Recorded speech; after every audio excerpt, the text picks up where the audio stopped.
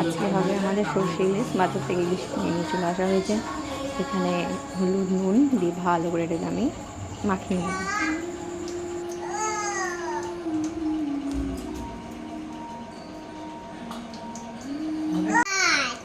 মাছ, এটা কি বলো দেখিনি?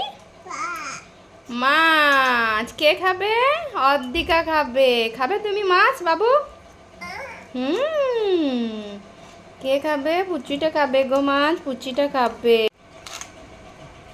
মাছটা যেহেতু অনেকটা বড় ছিল তাই আমি এগুলো কেটে নিয়েছি, পেটি বার করে নিয়েছি। এরপর ওখানে 4 চামচ সর্ষে, 6টা কাঁচা লঙ্কা আর 1 চামচ পোস্ত, 1 চামচ পোস্ত দিয়ে এটাকে আর একটু সর্ষের তেল, নুন দিতে হতো বা নুন দিতে আমি ভুলে গেছি, তাই সর্ষের তেল দিয়ে এটাকে আমি ভিজিয়ে রাখবো মোটামুটি 1/2 ঘন্টা মতো। তারপরে আবার এটাকে পেস্ট করবো। না, বৌদি রোদে দিয়েছিল, দিয়ে শুকিয়ে মধ্যে রোদে দিয়েছে।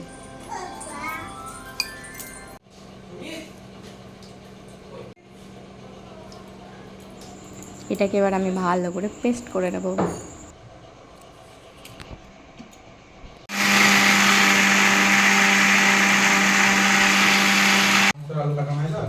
এটা আমার পেস্ট হয়ে গেছে। এবার এটাকে আমি জল দিয়ে ডালটা হবে এবার মানে পাতলা করে নেবো, যাতে এটাকে আমার নিতে সুবিধা হয়। এই তো এবার দেবো তো, প্রথমে মাছটা করে নিই, তারপরে ওইটা হবে। সরষে মাছ খাওয়ানো ভেজেও দেবো।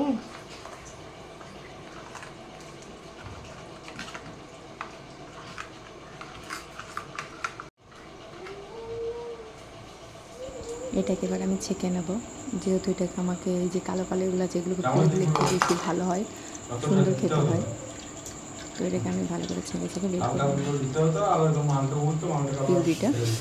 তারপরে কালো পাড়া ওটা দিয়ে দেবো, ফেলে দেবো।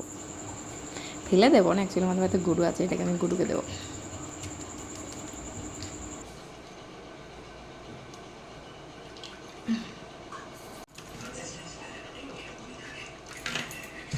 হয়ে গেছে আমার পিউরি রেডি। মশলাটা মোটামুটি আমার অ্যাকচুয়ালি রেডি হয়ে গেছে। এবার গ্যাসে কড়াই বসিয়ে দিয়েছি, এবার আমার রান্না শুরু হবে। গ্যাসে মোটামুটি ওই 50 থেকে একটু কম তেল দেবো।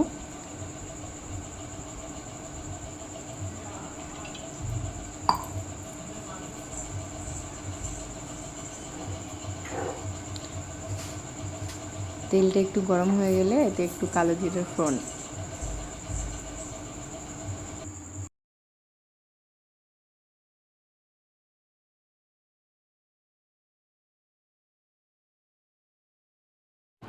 আর অল্প একটু হলুদ কালার করার জন্য, কারণ তেলে হলুদটা দিলে হলুদের গন্ধটাও থাকে না, একটু নেড়ে দিলে হলুদের গন্ধটা চলে যাবে।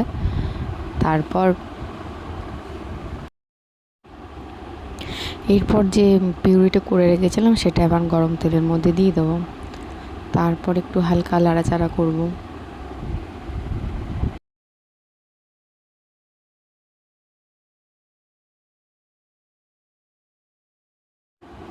একটু ফুটে যাবে, তারপর একটু ঢাকা দিয়ে নাড়াচাড়া করে মাছগুলোর মধ্যে একটা একটা করে দিয়ে দেব।